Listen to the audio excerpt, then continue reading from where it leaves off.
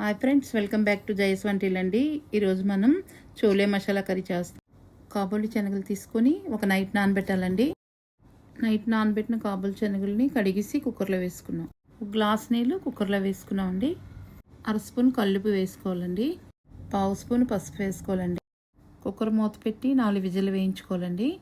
ఇక్కడ చూపించిన పదార్థాలు మిక్సీ చేయాలండి. ఎండు కొబ్బరి ముక్కలు, అల్లం ముక్కలు, వెల్లుల్లి, పచ్చిమిర్చి, ఎండుమిర్చి, జీలకర్ర వేసుకొని పేస్ట్ చేయాలండి మెత్తగా. కాబూలి శనగల్ని చూపించిన విధంగా ఉడికించుకోవాలండి. చోలే మసాలా కర్రీకి కావాల్సిన పదార్థాలండి.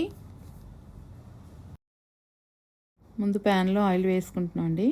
ఆయిల్ మరిగిన తర్వాత ఉల్లిపాయలు వేస్తున్నామండి.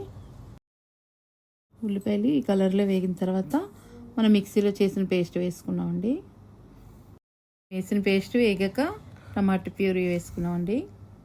ఇప్పుడు వేసినవన్నీ బాగా వేయించుకోవాలండి.